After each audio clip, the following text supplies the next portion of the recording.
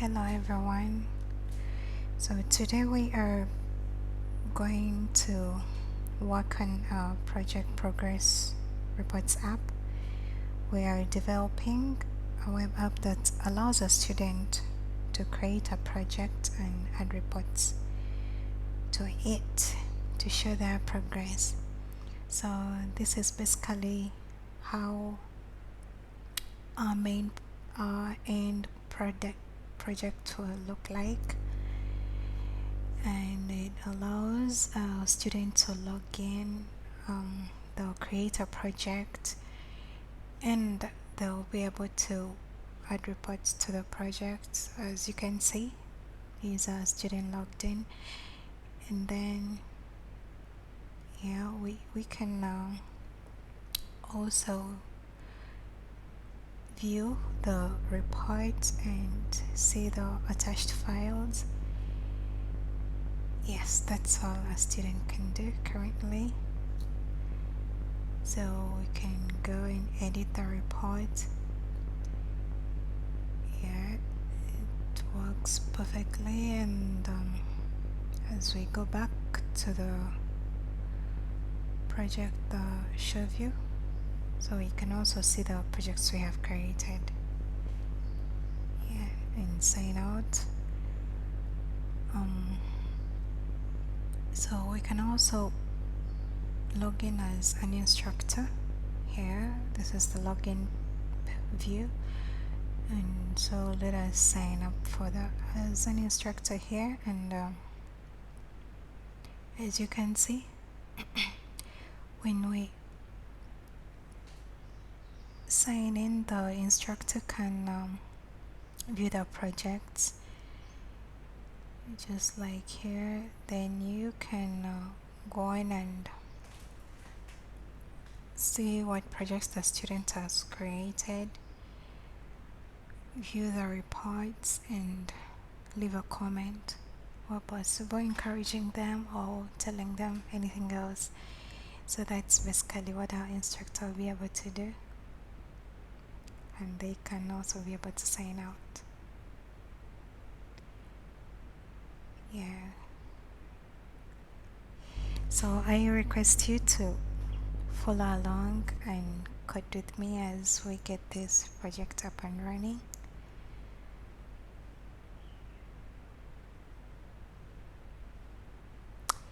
So as per this recording, we have our node version is 14.16.1. In our Rails version, our Ruby version is 3.0.0. Our Rails is 6.1.3.2. So we shall create our app by running Rails new project reports, project progress reports app. Yeah, and for this project we're going to use the Postgres database, so we shall fire a dflag, but you can also use the default MySQL. So as yeah,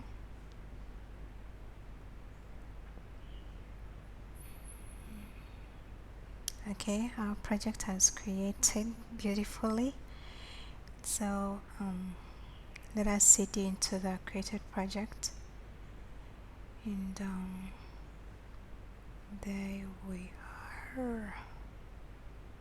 Yeah, and let's open it up in VS Code.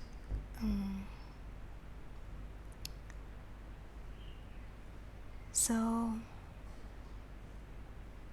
okay, this is the currently new project, and let us try to structure the database. No, let us first go and to the browser and see if our project is running well. So let us start the server, and we should be able to see our newly created app up and running with the default Rails page,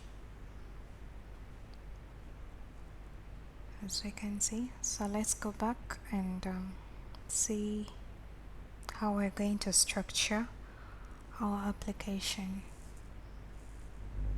So we shall start with we are doing this in the README, and we're just updating our default content.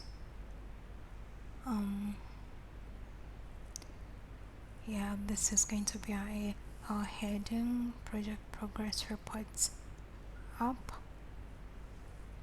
and put a subheading of database structure. Database structure.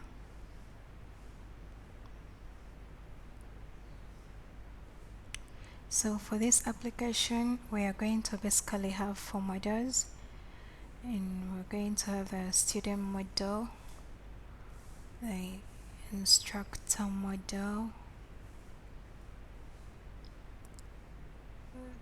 the project module, and the report module.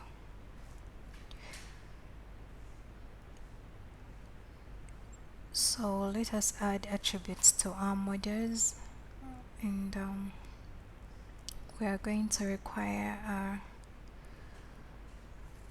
a full name, a full name of type string, sorry, of type string.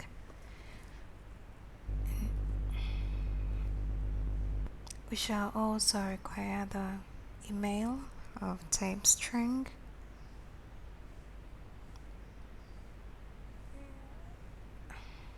And we shall require a password type string. So we shall require the same attributes for the instructor module as the student. Then for the project module, we are going to require name attribute of type string.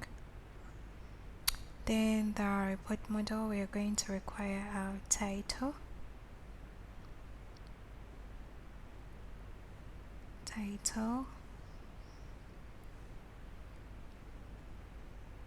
of type string, then our description of type text,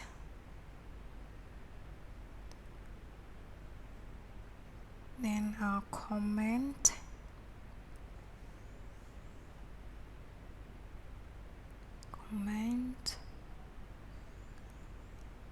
of type text. Then our report is also going to have files, because we want our applications to have files attached to them. But we shall implement this using active storage. So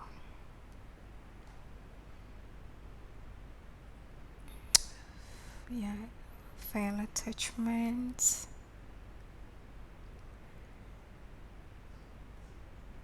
Okay, so let us go on and add associations to our modules. Our student module is going to have has many projects,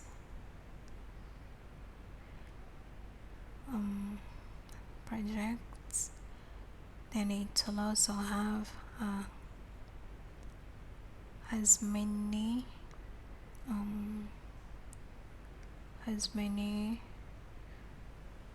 reports,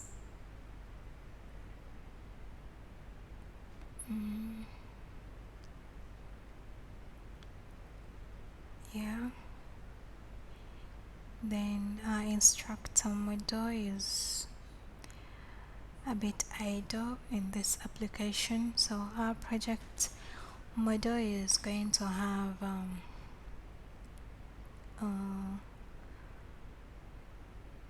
has many reports, association.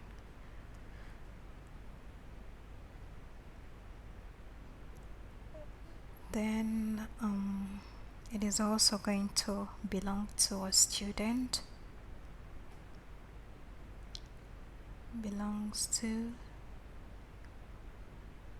student.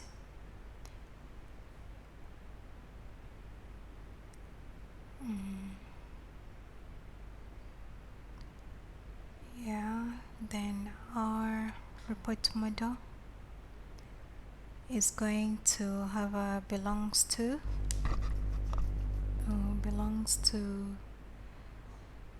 student.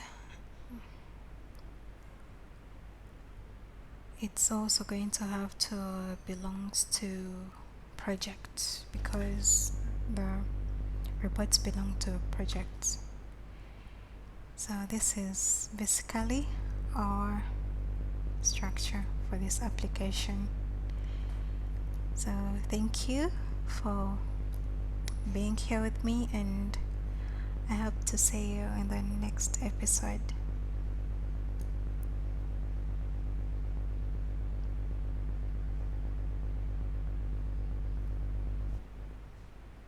Bye bye.